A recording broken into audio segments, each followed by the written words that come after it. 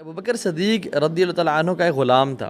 وہ ان کو اکثر کما کے کھانے کے لیے لایا کرتا تھا اور وہ اکثر پوچھتے تھے کہ یہ کہاں سے لائے ہو، اور وہ کھا لیتے. لیکن ایک دن وہ شدید بھوک اور پیاس کی حالت میں تھے تو وہ کچھ کھانا لے کے آیا اور آپ نے کھا لیا، اور وہ تھوڑا سا ہی تھا، بالکل ہینڈز فل.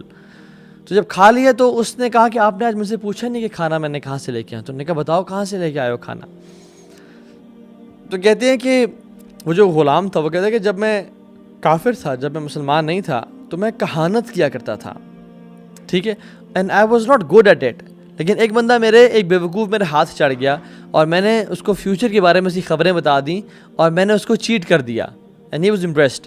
تو اس نے مجھے کچھ پیسے دینے تھے تو مجھے وہ ملا، تو مجھے اس نے دیے، تو میں نے وہ اس سے کچھ خریدا اور آپ کو لا کے دے دیا اور آپ نے کھایا. اللہ اکبر.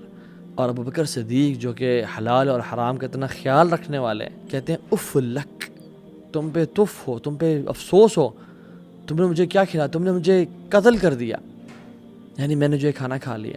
اور پھر آپ نے کیا فرمایا، کیا کیا، اپنی انگلی کو اپنے منہ کے اندر ڈالا اور ڈیپ ڈالا تاکہ ان کو وامٹ آئے، اور وامٹ کی، اور ہی induced vomiting again and again, حتیٰ کہ وہ سب پیٹ میں جو تھا وہ باہر نکل کے گر گیا اور آپ جو ہے وہ ویک اور کمزور ہو گیا، آپ کو بخار ہو گیا اس وجہ سے. اور پھر یہ سب کرنے کے بعد بھی اللہ سے دعا کی، اللہم انی اعتذر الیک مما حملت العروق وخلت الامعاء. اللہ اکبر. یا اللہ میں تجھ سے معافی مانگتا ہوں. کس چیز کی معافی یا ابوبکر؟ یا اللہ میں تجھ سے معافی مانگتا ہوں کہ جو اس حرام کھانے میں سے میرے رگوں میں چلا گیا اور میرے انٹسٹائنز میں چلا گیا، مجھے معاف کر دے، ان پہ میرا کنٹرول کوئی نہیں ہے. اور لوگ، ان کی فیملی ساتھ بیٹھی ہوئی تھی، انہوں نے کہا کہ Abubakar it was not a big deal, وہ تو ایک 2-4 نوالے تھے، کیا فرق پڑتا ہے، اتنا آپ نے کیوں تک دعا کیا کہ آپ بیمار پڑ گئے. تو کہتے ہیں کہ واللہ اگر اس کھانے کو نکالنے کے لیے میری جان بھی نکلنی پڑتی، یعنی میری سول نکل جاتی، میں لازمی یہ کام کرتا، میں اپنی روح کو نکال دیتا اس کھانے کو باہر نکالنے کے لیے. کیوں؟ کیونکہ میں نے رسول اللہ صلی اللہ علیہ وسلم سے سنا کہ whose body grows because of haram food, hellfire is worthy of that body.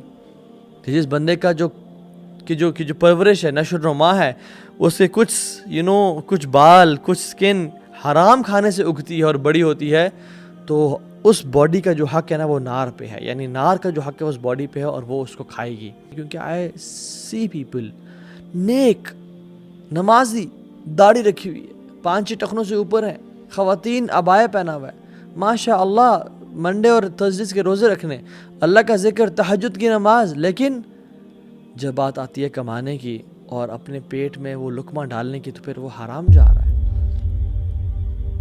سبحان اللہ. Imagine coming on the day of judgment with so many good deeds, لیکن ہمارے ڈاؤن فال کا جو سبب بنے وہ کیا بنے؟